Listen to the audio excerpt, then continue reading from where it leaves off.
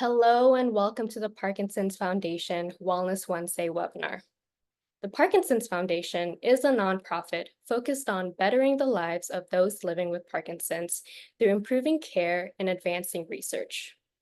Importantly, everything we do is in close concert with our community to ensure that our actions are aligned with the needs and priorities of those living with and impacted by PD. Today's webinar will focus on self-motivation and meaningful activity. Self-motivation drives us to keep going, to take opportunities, and to show commitment to what we want to achieve. Today, we will explore tasks of daily living, physical function, and the importance of engaging in meaningful activity. PD Help at Home is presented by the Light of Day Foundation, whose generosity has made this programming possible. Thank you, Light of Day, for your support of our mission. And now to begin our formal presentation, I would like to introduce our presenter for today's webinar. Julia Wood is an international presenter and educator dedicated to empowering individuals and families living with Parkinson's disease and related dementias to live their best life.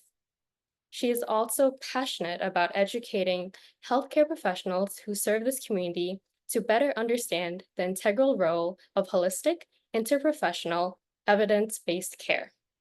She leverages her clinical experience as an occupational therapist, serving for many years as part of an interdisciplinary care at the University of Pennsylvania's Parkinson's Disease and Movement Disorder Center of Excellence, to inform her understanding of the needs of families living with PD and related dementias. She is currently the Director of Professional and Community Education at the Lewy Body Dementia Association, developing educational content to improve diagnosis, care, management, and self-efficacy for those living with Lewy body dementia and the professionals who serve them. Now, without further ado, Julia, thank you so much for sharing your time and expertise with us today. Thank you so much for having me. I really appreciate the warm welcome. And thank you all so much for joining from home. Give me a second here to pull my slides up and we'll get started. I hope that wherever you are, you're staying safe and cool and comfortable in this hot, hot weather that so many of us are having all over the country. Okay, so as Danielle mentioned, my name's Julia Wood, and today we're going to be talking about the role, the importance of meaningful activity, and then also how we can work on self-motivation to really engage in those activities. So I don't have any disclosures really to speak of, but our objectives for today, and we're going to start by really defining and learning what meaningful activity is, and then how that can help you live your best life with Parkinson's disease.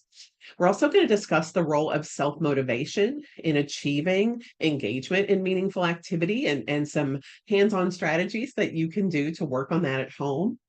And we're also going to talk a little bit about some of the barriers that come up and how maintaining physical function can support your engagement in these tasks. So let's get started.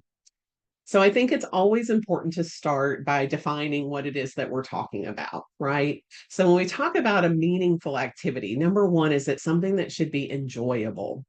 And I noted so many times for individuals that I was treating with Parkinson's disease, an example that came up time and time again was exercise, right? What kind of exercise should I be doing? Where should I do it? All of these different things. What's the best exercise?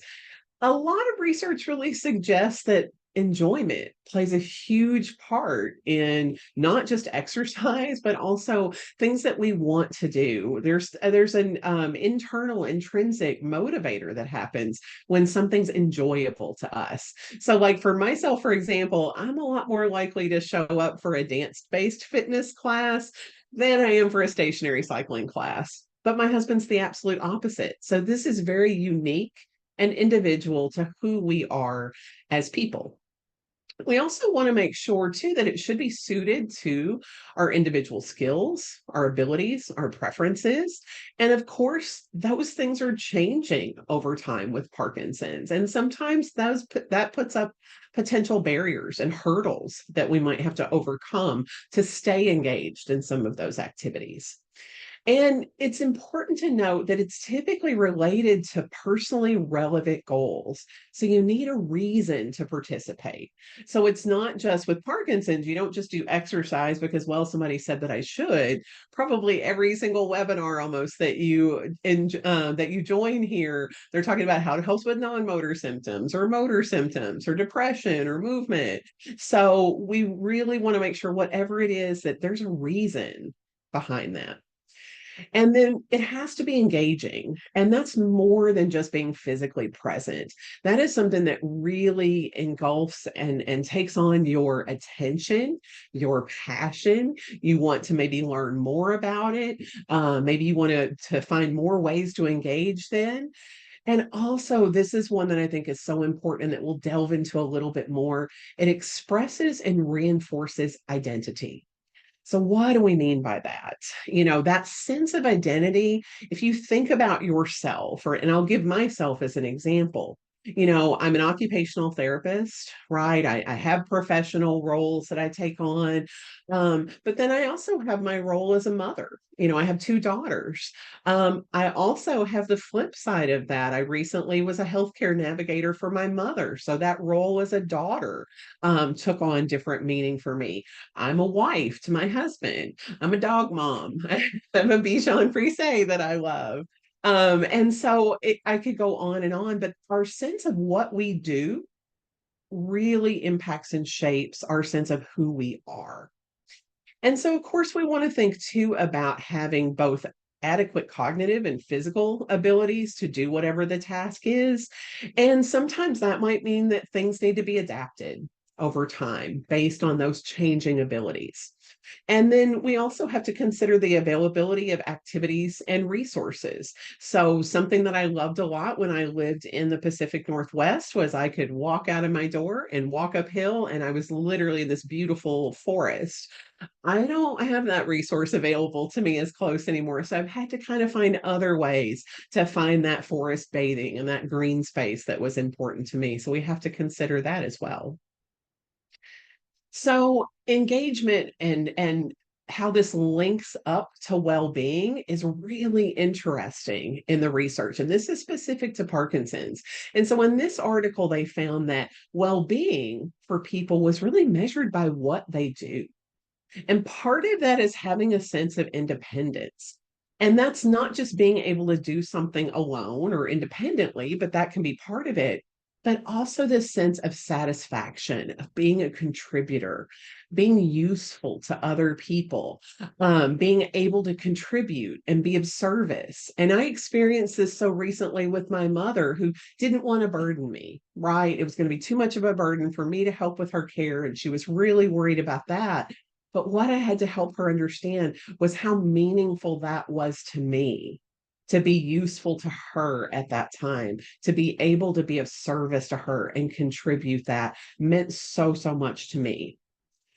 Also, I found this was so interesting that the participants in the study recognized that they had limitations based on their Parkinson's disease, that it did impact things that they could do. But they found value in accepting that limitation and they were proud of achieving what they could. So I think sometimes a barrier that I would find with my clients when I was in practice is often, and we get this all or none mentality, like either I can go out and walk and golf 18 holes, or I just can't golf at all. And sometimes we have to think about some of the ways to adapt that and modify it so we can still do the activity, but maybe it looks a little different. And they also found in this study that people acknowledge that well-being, it was really their physical, their mental health, also their environmental health was engaged and kind of wrapped up in this. And so, occupations, and I know a lot of times when I was an OT, I had some funny quips from patients where they're like, I haven't had a job for 20 years and I don't want one, because we think of occupational therapy or occupations as paid work. But really, it's more the idea of what occupies your time, what you do in a day, and how those things connect in to your relationships with other people, and also that sense of self-identity, like we mentioned earlier. So they found that meaningful engagement was really necessary for people to maintain relationships with others. And so, remembering that maybe it's church groups that you're involved with, maybe it's a book club.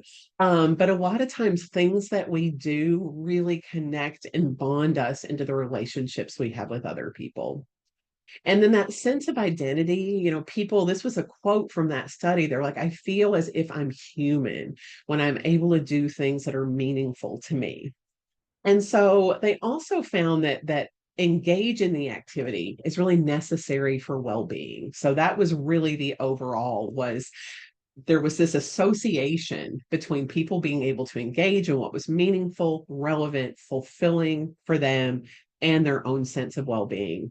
So I think that it's important to note this little quote I blocked out here that the researchers found that the major illness didn't have as much of a negative impact on well-being if people could maintain engagement in activities that they love and had social support for that.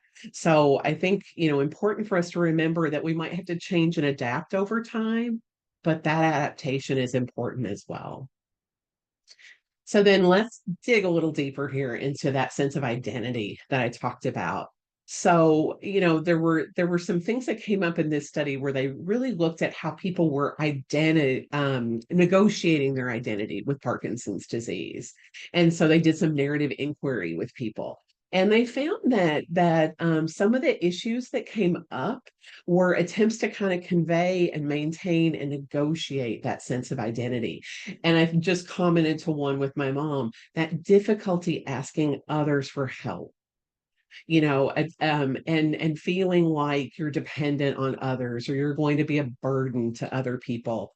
And I've used this little story a lot with my clients and in education over the past that I was very fortunate to work with one of the nuns at the Mayo Clinic who had been there for a very long time. And she would ask me for a lot of help at the time that I was at Mayo doing some clinicals. And I found that other people really wouldn't ask for help. And I asked her one time, I said, Sister, you don't seem to have any problem asking people for help when you need it. I said, and so many people won't do that.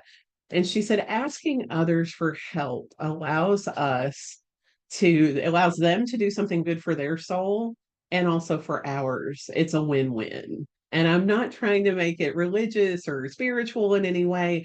But like I said, even my mom allowing me to help, allowing me to be part of it, really, really was good for my soul in so many ways. And then people really felt the need to attempt to exhibit a sense of control. And that's something that I was really conscious of as I worked into this role with my mother of kind of doing that. Healthcare navigation was making sure that she felt like she had a sense of control, helping to support that autonomy, that agency, that it was ultimately her choice. I was there to be a support for her, but I wanted her to feel like she had that sense of control. You'll notice the second one here, resisting a disabled identity. And I think that is so important. And you guys, a lot of times, especially with cognitive challenges and dementia, there's a social theory of dementia that says that, the disability of having a cognitive impairment is really more put upon people by us and by how we see it, how we perceive them. And a lot of times we perceive them as able to do a lot less than they're actually able to do. And so, when we remove those things, if someone all of a sudden can't cook a full meal and put it in the oven and do everything, and we say, okay, well, we're just not cooking anymore, that challenge and that loss of occupation is really crucial. And that makes people feel disabled when we take those things. And I've noticed through the years, so many care partners do it because they want to help, right? We want to help those people that we love. But sometimes, making sure that we're still acknowledging that role adaptation, that that person is having challenges, not only to what they're able to do, but to how they perceive themselves and the roles that they play in their family, in their community. And then lastly, the point they wanted to bring up here was the centrality of occupation and social roles. So they found that people had more social isolation with loss of occupation. And so this might be that the individual's given up that book group, given up going to that, golf with friends, whatever it might be. So we want to remember that when we give up those tasks and those activities, a lot of times we're giving up the relationships and the social engagement that goes along with that. And so many of us experience that with COVID and how impactful that could be. Also, they found that that loss of social connections and sense of identity tied to engagement in meaningful activities. So the more we can stay engaged in things that we love and things that are purposeful and meaningful, the more that that keeps us socially engaged and also connected with others. So, a little bit more on that too. They found that identity was partly tied to the meanings and the significance that individuals placed on roles and occupations. So, that's going to be different for everyone. And I'm going to give an example later on that I thought honestly sounded almost trivial when a patient brought it up with me as their goal of what they wanted to do. But it wasn't trivial to that individual at all. And then also to maintain engagement, people may need to enlist the help of others. We're going to talk about self motivation today, but that doesn't mean that you might not need support from family, from formal caregivers, from also our family care partners, our friends, our neighbors. But we need to do this and respect that this needs to be done in a way that that person feels a sense of control, that it's not we're taking over and doing the activity for them. We still want them to feel like they're in the driver's seat as much as possible. And then independence is not just the ability to perform a task alone, right? So I think sometimes that's what we think, I can either do it alone or I can't. But to have a sense of control over the help required. And I saw this often in my practice where someone maybe had trouble getting their pants over their hips. And so then their wonderful care partner decides that there's going to help them put their pants on. Well, maybe they don't need help for all of those steps. They just need that last step, right? So I think really talking through allowing some sense of control and agency over the type of assistance that we're giving is so, so, so important. And then I love this one because I love education. In the study, it showed up that people felt that educating others about their Parkinson's disease, so inviting your friends, your family members, people in your community to attend and watch, webinars like this from the Parkinson's Foundation, maybe giving them brochures, pamphlets, really help preserve how they felt they were viewed by other people. And I think that can go a long, long way of really helping people understand. For example, a lot of people assume that all dementia is like Alzheimer's. And so, with that, if someone has dementia, they don't remember their loved ones' names, where they went to school, things like that. That's not true. That's really more of an Alzheimer's presentation. Parkinson's disease dementia, Lewy body dementia looks very different from that. And so that assumption sometimes comes out in healthcare providers. We're not going to do therapy with this person with Lewy because they can't remember any of it. Not necessarily true, right? And so we want to really educate other people about the symptoms that you're experiencing and how they impact you so they can truly understand. And then they found that meaningful engagement was tied to a sense of identity and the roles that the person held within the family and their social circles. So when we start to take away these activities or limit what someone can do, put restrictions, put barriers, then it really starts to whittle away at who they feel they are and the roles that they feel they play within their family and their community. I wanted to tie this in, you guys, because I know neuroplasticity is such a hot topic a lot of times with Parkinson's and that activity dependent neuroplasticity, just to kind of refresh it, is how the brain changes, we think, or kind of adapts or rewires or modifies based on the experiences that we have. And so you'll notice here, use it or lose it. So we've got to keep exercising, we've got to keep communicating, stay social, do all those things to keep our brains active. Use it and prove it. So really working on and training a specific functional element, specificity. So you don't want to practice just straightening your leg over and over with a weight if you want to get up and out of a chair. You're going to practice getting up and out of that chair, right? Maybe with PT or OT. Repetition matters. We have to practice a task over and over. Intensity matters. So we need sufficient training intensity. But this is the one in blue that a lot of people take for granted. Salience matters. And so salience is what that task means to us, right? How important it is, that goal that we talked about. So even when we're talking about brain change and hopefully kind of our brains adapting and growing based on things we're doing, having meaning falls right in there as well. So, what are some of the barriers that we see to engagement? What kind of gets in the way? Well, one of the number one things, as you can imagine, are actually the top three there are really mental health related. So, depression, this can be a huge barrier for people. And I feel like post COVID, we've made some strides in our acceptance and reduction of stigma in some of these things, but we've still got a long way to go. And so, the last statistic I looked at, I think suggested around half of people, a lot of times with Parkinson's, may experience some depression. So there is no shame in that. The changes that are happening in your brain are not just related to movement. We all know this, right? It can impact our mood, our thinking, all different aspects, our autonomic system.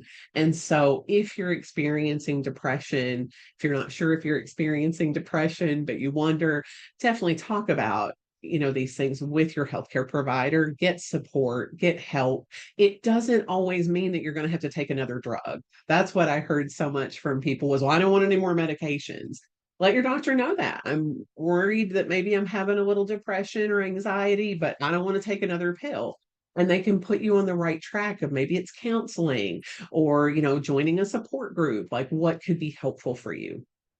um, Anxiety, and in this study they found that people were really catastrophizing about the potential consequences of falls, and that was accounting for about almost half of the activity avoidance that they saw for people. So important to really note that fear of falling, anxiety, those kind of things can really play into what you're willing to do or not. And there's a lot we can do to work on that. And we'll talk about that in a little bit. Apathy is a very common non-motor symptom with Parkinson's, where people may feel that they're not even interested in things that they once were interested in. And this is really part or parcel of the brain changes going on. And this can be frustrating sometimes for family and care partners, but this is where that, a little bit of education sometimes can help of understanding it's not necessarily the person with Parkinson's just choosing not to do something. They're literally chemically, their brain is just not motivated and not interested. And then also, when people feel that there's this could be a perceived lack or even an absence of valued activities. So maybe they've given up so many things over time that they just really don't have any motivation to doing much at all now. Fear of falling, I mentioned, that's very, very common and also important. A little healthy dose of fear there. But we want to make sure that we're working through that with our healthcare team, with our healthcare providers, so that we can mitigate that more. And then lastly, cognitive impairment. And so, sometimes those cognitive changes, executive function, all of the following sequencing of complex steps that might get in the way of things that someone's previously done. So, how do we reduce these barriers? Well, this is where involving your healthcare team can really be helpful. We need that assessment, we need that evaluation to see, are there possible psychological interventions are needed? Do you maybe need mental health therapy or a consultation or possibly some medications to get you over the hurdle? Really important to talk that through with your healthcare team. Also, maybe we need to look at the environment a little bit. Sometimes the person's daily schedule, because those darn medications and the on times and the off times, and maybe how eating or meals is interfering with that. All of that can make it difficult sometimes. So, keeping a consistent schedule or routine and kind of scaffolding and building activities, kind of one piece at a time, can be very helpful. We might need to look at some caregiver, care partner support and training. I found that a lot of times care partners, and I've been guilty of this myself with my daughter and with my mother. Sometimes we all mean well, right? But sometimes the way we're intervening or approaching intervention is maybe not really as supportive as it could be, and that's something that your healthcare team, especially I think social work, PT, OT, speech, can really help you understand how to support someone with engaging, but not necessarily take over so they can't do it. And then looking at different health interventions. So optimizing disease management. This might be optimizing your medications. Maybe your dose of carbidopa levodopa needs to be tweaked a little bit. Maybe you're having more off times. Maybe there's some non-motor symptoms like we're talking about that need to be addressed. And then also maybe it's time to bring some new members of your team on or reconnect with those members, like your occupational therapist, your physical therapist, your mental health providers, maybe different people in the medical team. Maybe if sleep is a real problem and impacting you, maybe a sleep specialist. There's a whole lot of people out there in the team that can really help us knock down these barriers so that we can motivate and engage more. So, what about that fear of falling? I think this is so important to address. So, they found that this is an avoidance behavior that's most frequently avoided in dimly lit areas. So, I always encourage people to consider the lighting in your home, the lighting in different activities, maybe that you're going to do, or places you're going to do that activity. Um, Vision, in my opinion, and I know the Parkinson's Foundation has done some great webinars and content on this. It's kind of, you don't know what you don't see. And so often we're not aware of those visual changes, how they impact someone's engagement, and what we can do. A lot of times it's very simple environmental things. So I'll give you a good example here. I had a gentleman one time, young onset Parkinson's disease, and he had to quit work. He was an attorney. It was just too demanding. It really challenged his attention a lot. And so he was more at home and he wanted to contribute to his family. And one of the things he wanted to do was unload the dishwasher. And what he was finding is that he was breaking dishes a lot. And his wife wasn't very happy with that. And so she was getting to a point, she's like, I don't know about you unloading the dishwasher anymore. Like, this is kind of a bit too much. And so, what we talked about was in him doing that task, not just the lighting in the environment, but also putting a bright colored placemat on the counter so that he could really see where he was putting that dish before he took it to put it in the cabinet. Having some bright colored shelf liner in there so he could really see where he was aiming for. Having some lighting inside the cabinets also helped. So there's a lot of things that you can think about before someone just gives up that activity to adapt and make it easier and safer. Also, lifting and carrying items. I used to always tell my clients with Parkinson's, I think a lot of it's attention related, but the minute people have something in their hands, a lot of times they forget they have feet. So if you start carrying a lot of bags or items, you've got a backpack on your shoulder and your coat, and I don't know, maybe an umbrella under your arm, and now you're trying to walk, a lot of times that really can be a contributor to falls and loss of balance. Also crowds, and so being very aware of this when you're going places, maybe looking at off times to go somewhere where there won't be as many crowds. Sometimes I found the simple act of having a friend or care partner in front of them when they would be navigating a crowded environment, just let them feel like there was a barrier. So these are things that your physical therapist, your occupational therapist can work on. Like, how can we increase your confidence in these settings? What kind of things can we do? Also, unfamiliar surfaces. So, flooring surfaces sometimes that maybe are unfamiliar. Going from one type of flooring surface like carpet to linoleum or tile can be a problem. And then you'll notice there, unfortunately, that last one, recreational and leisure activities are one of the most frequently avoided activities with fear of falling. So, I'm going to talk a little bit later about how I navigated that with an individual to keep him engaged in things that he wanted to do. So we know that this impact, if people have this fear of falling, it really does impact activity and it tends to lend more toward people being more sedentary. So people who have more of a fall history tend to spend more time being sedentary and less time even standing than non-falling participants. So this is something to really think about is can we adapt some of these things maybe to a seated position? Or do we need to have something where they can stand and hold on to something to feel more safe? That fall history was really associated across the board with just being more sedentary, doing less activities, not engaging, not doing anything. What I find really interesting is this one. They found that confidence for people in being able to get up from the floor contributed significantly to time spent in sedentary behavior. And that was both for people, that was including people with this fall history. So, working with your physical therapist, working with your occupational therapist on how can I safely get up from the floor if I do have that fall?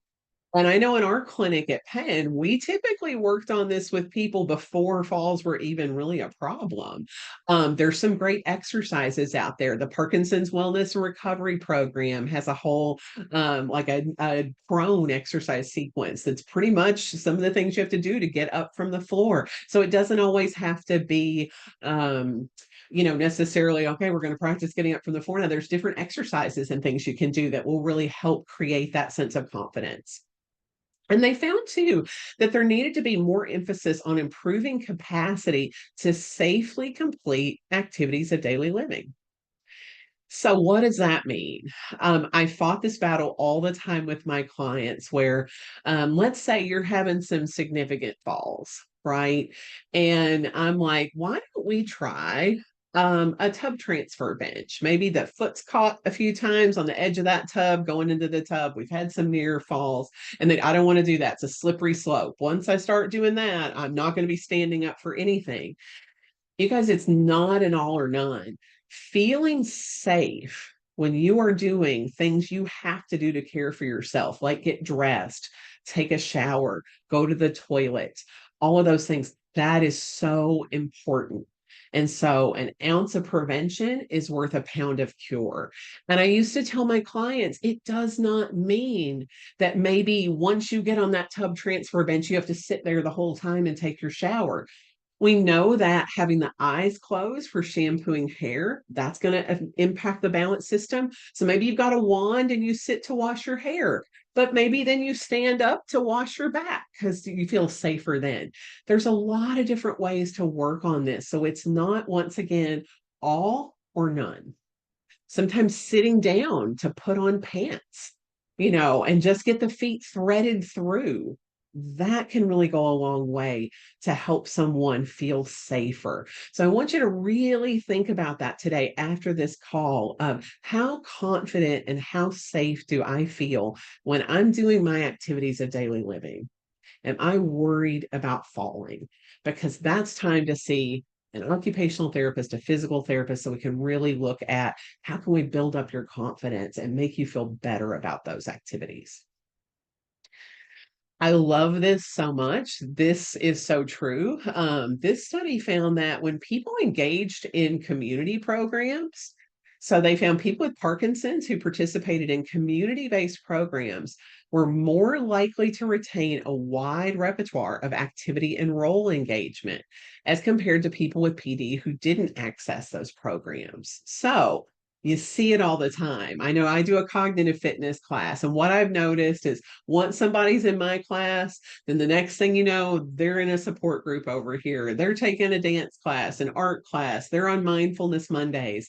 And you guys, they have a ton of these programs through the Parkinson's Foundation. And I know if you're looking for something in person, you can likely call their helpline and get some information on some of their programs that might be in your community. But getting engaged, the more you do and get engaged in things, and I think have that accountability to other people, the more you want to engage. So it really is a slippery slope, but in the best way. So, what about cognitive decline? And as you can probably tell, this is something I'm pretty passionate about. If I can do anything in my lifetime, I want to debunk this idea that once someone has cognitive decline, they can't do or learn anything. It is not true. Our cognition is so complex, from attention to visuospatial function, memory, all of these, that everyone's different. We all have different strengths. We all have different challenges. And that's at baseline without a decline.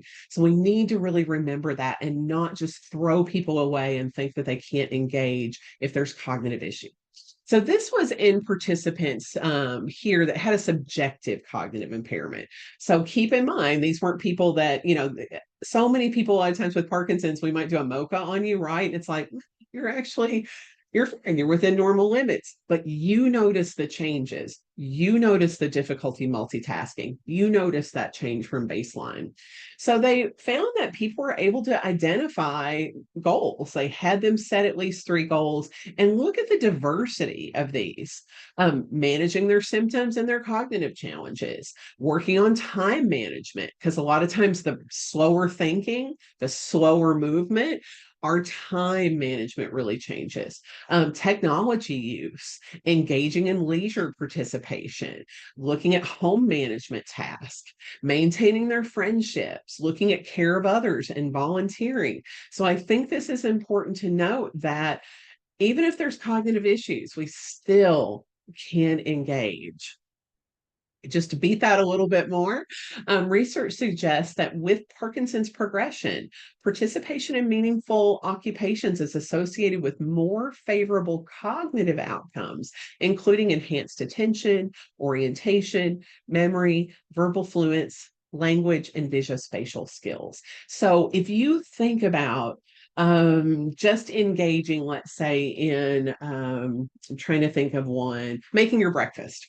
All right, let's say that you have toast with nut butter, and that's what you do. Think about if you give that up, all of the different elements of that. There's visual elements where you have to find the toaster, you have to get the toast, you have to locate the bread, we've got to put it in the toaster, then we've got to follow steps and sequencing on what we're doing. So when you give up even the smallest of tasks, you're giving up with that all of those different therapeutic benefits that you were getting from that engagement. I love this one. So, this was a goal oriented cognitive rehabilitation for dementias associated with Parkinson's. So, this is not subjective decline. These people actually had a diagnosis of Parkinson's disease dementia or dementia with Lewy bodies, right? And what they had people do was they did this goal oriented cognitive rehab where they had the person set a goal and they use strategies to focus on improving their function in these everyday activities for people with dementia that they found important. And they compared this to a treatment as usual group, which is usually just continuing on your meds, doing your usual things, and also a relaxation therapy group. And so they looked at some different primary outcomes and they found that this was feasible, that not only did the people with Parkinson's disease dementia kind of meet their goals and have some satisfaction with that, it also, there were benefits for the care partner as well, because they felt like their quality of life was better. So important that we don't just think, because I get a lot of questions, you guys, and I'm sympathetic to them, but sometimes they do break my heart of, well, you're not talking about, someone, my loved one has cognitive impairment, so they can't do anything. And I'm like, that is an assumption. Don't necessarily assume that, at least get some help and work on it and see what you can do.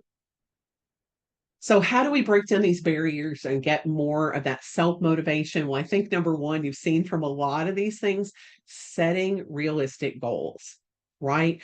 Break down larger tasks that you have into smaller, more achievable goals and really celebrate progress along the way.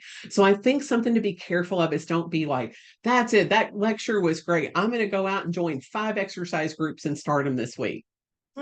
That might be overwhelming and too much. We haven't taken time to really get it in our schedule. So maybe start with one. You know what? I've always kind of wanted to try that Parkinson's choir.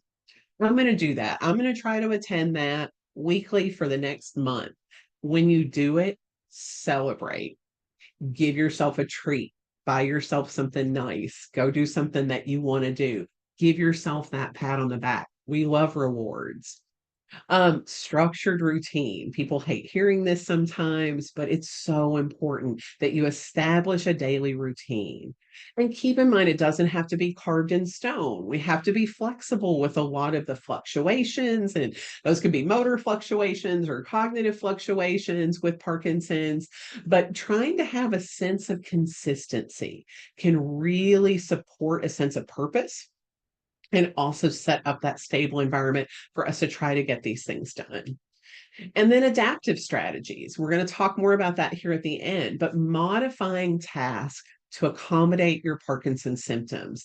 And once again, just like your Parkinson's symptoms aren't the same every single day, your adaptations might not need to be the same every day.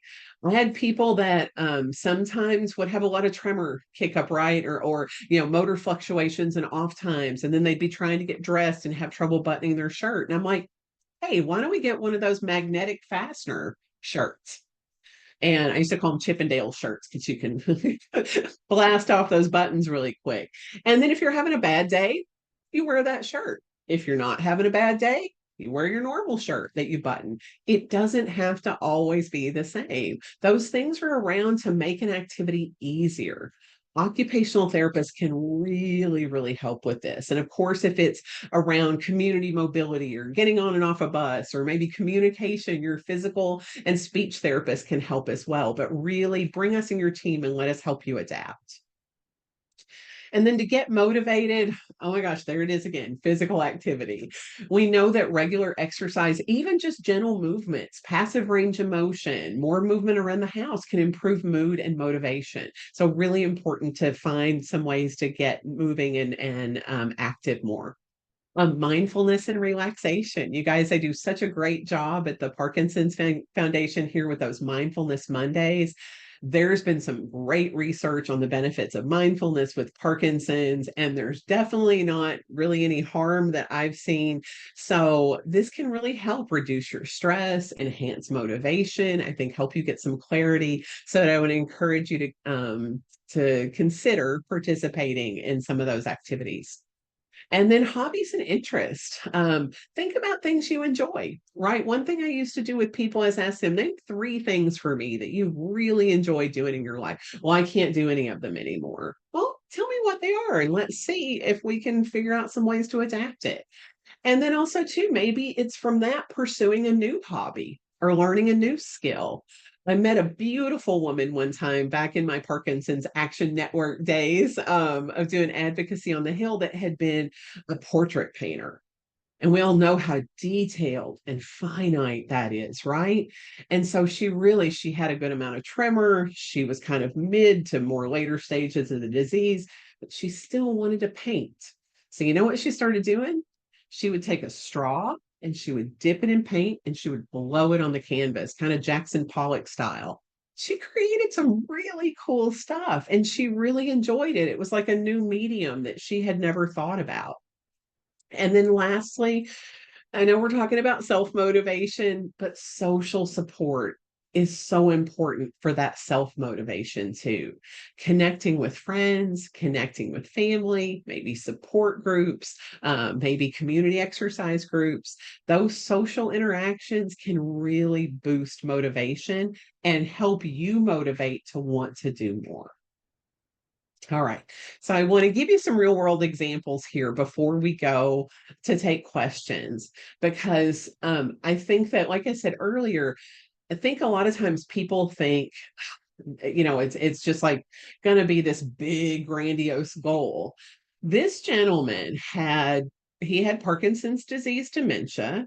He had had DBS. He was kind of heading toward later stages of the disease. And his goal, when I asked him, what do you want to be able to do? What's one thing even that you can tell me? And he said, I just want to be able to mix my own drink. And I was like, now, are we allowed to have a drink here? Where are we with that? The doctor had said he could have one drink a day, and there was a certain time of day, I believe it was like 5 p.m., that he could have that drink based on his medication schedule and whatnot. And he had the most lovely care partner in the world. His wife was amazing. She's like, no, no, no, no, no. We can't do that. We just can't do that anymore. And I said, well, what do you think? Why do you feel that way? And so the perceived barriers you'll notice there that she came up with, she was really worried about potential injury. They had his liquor was in this beautiful like crystal carafe, and they had these crystal glasses, and she was worried. She's like, I don't really care about the crystal as much as I'm worried about him getting cut. And I mean, I have a glass shard in my foot right now from my daughter breaking a glass in the house and stepping in it. So that's real, right? That potential injury is something we need to consider. And then also, she was concerned for him falling because he would stand at kind of this bar type area that they had. And she was really worried that with his attention being on what he was doing, he might fall. He was also trying to walk with the drink without his rollator that he was supposed to use all the time back to his chair to have his drink. And so we had to, kind of talk through these concerns. So we collaborated as a team, the three of us, and we came up with the adaptations that you see below. One was getting a shatterproof carafe. And you guys, there's so much melamine and acrylic, like glassware and stuff now. You can find stuff. She found a carafe that looked really similar to their crystal carafe, but it was completely non-breakable. She also got it a little bit smaller, so he wasn't handling this big giant carafe. It was like a smaller carafe. And then he did agree that sometimes it was hard for him to hold the glass, and he was worried he was going to drop it. So we found this beautiful kind of acrylic glass. It was really pretty, but it had a handle that he could hold on to more. We also worked with him being seated for doing it. So having a chair that he could sit at the bar while he made his drink. So then we weren't worried about him possibly falling. And he actually found that it was a lot easier for him to do it seated because he wasn't worried and concerned about his balance. And then I wanted him using that rollator. A lot of times, we'll have that four-wheeled rolling walker for safety, and people are like, oh, I only need to use it here. I only need to use it there. The physical therapist has said, based on his balance scores and based on his mobility, he needed to be using it all the time for safety. And so we got a tray that was really stable that he could put on the rollator. So we didn't have to worry about the drink, rolling or falling off of that kind of squishy seat on his rollator. And he could put his drink on that tray. He also let me know that the tray was great for putting snacks and his stir stick and an extra lemon and all these things. So he actually kind of liked it. And then we agreed upon what the supervision for the task would look like. And so he thought, yeah, okay, for the first week or so, I'd like for my wife to be with me to make sure that, he was doing it okay, that he didn't need any help, that everything was going all right. But then after that week, we were like, okay, maybe she'll check in like once a week or twice a week on it and see how things are going. So that way he felt like he had some control and autonomy over that. And she also agreed that she felt okay and felt safe with that. Here's the part I love, you guys. From there, the next thing I know, he wants to bake again. He always loved to bake cookies. And so we worked on baking with mixes rather than just baking from scratch. He had a grandchild that really, really liked to bake. And so the grandchild came, and if they did bake from scratch, started taking over some of the things. Like the grandchild was a little older, like kind of adolescent, rather than like a small grandchild, was able to get the cookies out of the oven because that was one thing they were worried about his safety with. Sometimes it was hard for him to roll roll out some of the stuff, maybe to press the cookies out. So then the grandkid could do that, or sometimes he did it if he felt okay. So you notice we went from making a drink that seems so trivial to me, but from that confidence, it's like, I want to do these other things. Then he wanted to go for walks. So when the grandkid would come over, he started going for walks. Wrong kind of walker here, but wanted him using that rollator. Grandkid was with him. They did have a dog. The grandkid would hold the dog. So he wanted to do that.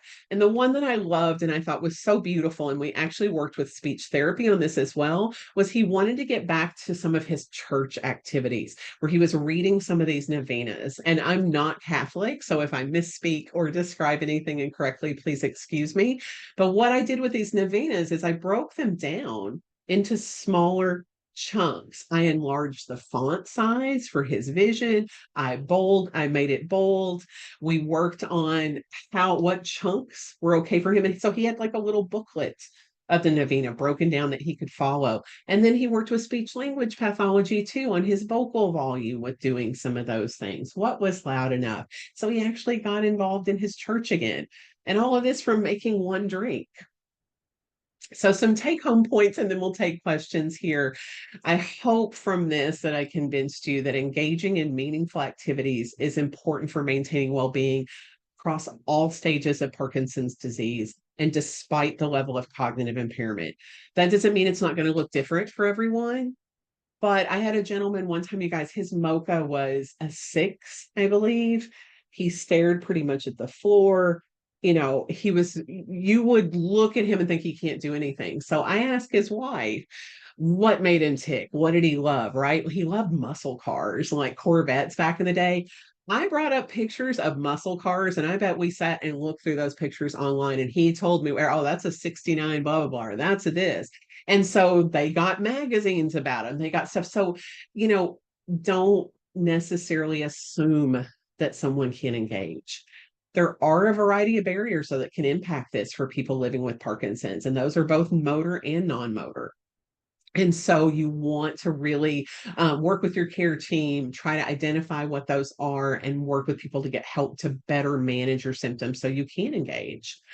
Self-motivation involves a lot of factors, and it requires a really personalized approach. So you have to kind of play around with some of those factors we talked about and see what works for you.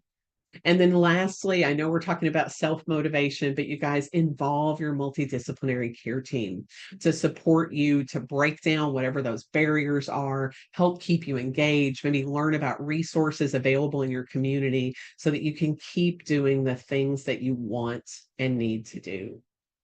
All right, with that, I'll get off my soapbox. I thank you so much for your time and attention, and I'll stop sharing so we can see if we've got any questions. Thank you so much, Julia. I know our audience members really appreciate just hearing the tangible real-life examples that you provided with us today. So we'll get started with our Q&A session. If anyone else has any questions, please feel free to use that Q&A button on your screen, and we'll try our best to get them answered.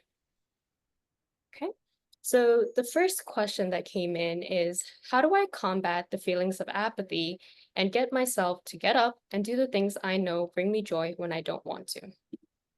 Oh my goodness, that's such a good question. And I just want to validate, first off, that if you're feeling like you're trying to overcome a mountain rather than a hurdle, apathy is very, very tough. It's one of, I think, the more challenging symptoms and less understood.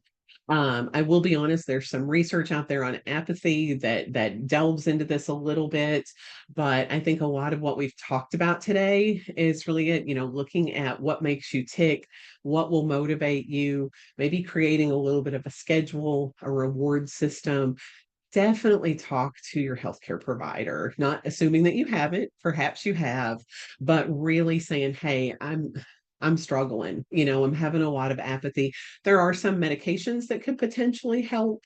And then I think too, working with some multidisciplinary care team members to kind of come up with some strategies for, I would say, take something specific. A lot of times with apathy, I think taking it one thing at a time, like maybe I want to get up in the morning and make a pot of coffee. I haven't had the energy or thing to do that, and just work on what you need to do that. Sometimes, too, I just want to say that I did note in clients that sometimes underneath their apathy was this level of fear of falling, fear of failure, worry that they didn't know how to do it. So I think don't underestimate and maybe kind of really sit with that a little bit. That's where I think mindfulness can be helpful sometimes for this, because you can kind of uncover and peel those layers of the onion off of kind of what your deeper fears, maybe deeper feelings and thoughts are around that. But I wish there was an easy answer for that, but uh, there's really not. So best of luck to you. Thank you. We did get a similar question, but this time a care partner sharing that her loved one just has no motivation. And so she wants him to see a specialist, but don't want to seem too forceful either. Any recommendations on that? Absolutely. I think that, if at all, and this is a big if, sometimes you can talk with your loved one and identify some things that they really miss doing or really want to be able to do that maybe they've just given up on or assumed. And then if you can capitalize on that, like, let's go see the physical therapist so we can see if we can get you back out to doing, to going for a walk with your buddies or whatever it might be. I think if you can even identify one thing, just one thing that maybe makes them tick, then you can kind of go a little bit to that specialist. But it is really challenging. And I think for care partners too, I encourage you to make sure you're getting support, that you have a support group that you're interacting with, because sometimes you learn from others things that worked for them, and that can be really helpful. And yeah, I think that just try to find one little nugget. It might be, I use grandchildren a lot. I used to leverage grandchildren all the time because I find that people will do things for their grandchildren they won't do for anybody else. So if that's a possibility, maybe, oh, we want to go to the grandkids ball game, or something. And so how can we do that? But that can be really tough, and it's hard being the care partner in that place of trying to be cheerleader and care partner too. Grandchildren, fur baby, whatever that may be, like you I said. do. I love the fur baby one too. That can help Exactly. also. Just identifying that one piece of information. So thank you for sharing that. Okay, just two more things on my end. So again, if you have a question, just feel free to send that in the Q&A. So at what point in time do you typically recommend that someone gets an occupational therapy evaluation? You mentioned if you're having that fear of falling to go see a therapist, but any other, signs that may prompt for an evaluation as well? Absolutely. A couple things. I'll give two caveats. Number one, I think from diagnosis, people should be sent to a multidisciplinary care team. Our director of neurology at Penn, Dr. Andrew Sidoroff, typically sent people at diagnosis down to see PT, OT, and speech. And you guys, important to note, a lot of times I maybe gave them an evaluation and they looked great. I gave some resources, right? Like, here's some exercise groups in the area or some education that they wanted. And then you see them again in 6 months or a year. So I think the ideal scenario, if I could see everyone in the world have it, is to get that baseline and get that support from minute one. But if not, I think some things to really trigger, when it's time to see PTOT and speech is when you are feeling like you're starting to need more help with tasks, or maybe you're thinking about giving up tasks. Um, if fear of falling is getting in the way, if you're having falls at all, you should be seeing physical and occupational therapy. We want to prevent those. And if anything, I think if we could dispel this concept of being bad enough for therapy, I think sometimes there's this idea that, like, well, I'm doing great. I just need exercise. I don't need therapy. I'm not that bad. You don't want to get bad enough for therapy. You want to get into therapy so that then we can really help you stay engaged and active. And I noticed such a difference in people that kind of from minute one were empowered and supported to do what they needed to do and not waiting kind of for the shoe to drop. So very good question. Okay. Thank you. The last question for today is not fully related to today's topic, but I think it's very real, and others that are joining us may have felt this way at some point in time. So the viewer shared, "I'm newly diagnosed and terrified." Is there anything you would like to share for folks who might be feeling, that uncertainty at this point in time?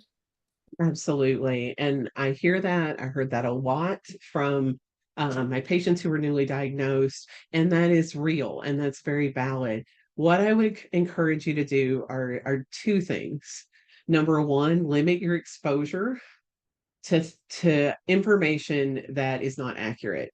Stay away from blogs, stay away from Facebook posts where people are just randomly putting things out that aren't monitored. Now, I know the Parkinson's Foundation, I think, has some Facebook groups and things. I'm not talking about that. I'm talking about being on just like a random Facebook page about newly diagnosed, and people are putting myths and legends of medication and all this terrifying stuff. So really watch and I think censor and filter the information that's coming in.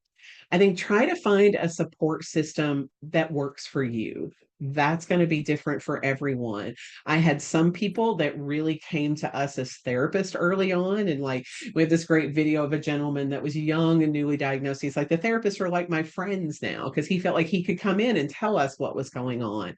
But for some people, that's finding a young onset Parkinson's disease group. For some people, that's maybe starting to attend there's going to be a great WPC program on young onset Parkinson's disease, kind of finding some targeted education. So finding your people. But I think of don't drink from a fire hose. I think that will scare you even more.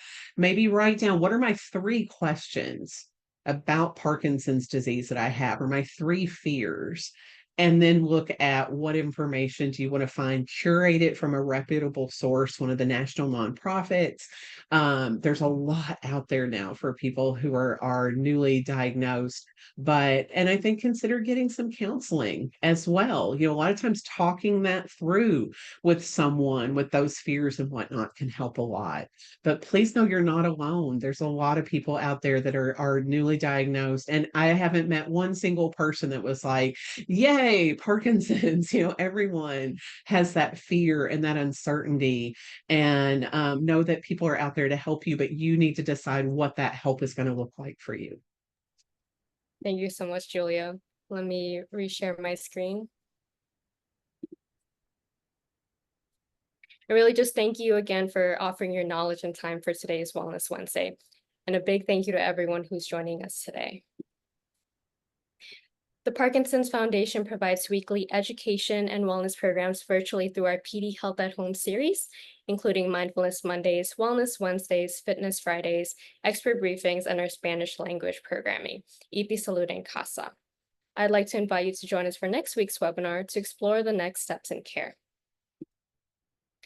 Please do not hesitate to reach out to us. We have a comprehensive website and many more resources that addresses everything related to PD at parkinson.org, or call our helpline at 1-800-4PD-INFO, or email helpline@parkinson.org. As we end the webinar, your Zoom screen will prompt a survey. Our programming is fueled by your feedback. We appreciate you taking the time to let us know what you hope to learn about in our future sessions. Take care, and we will see you next week.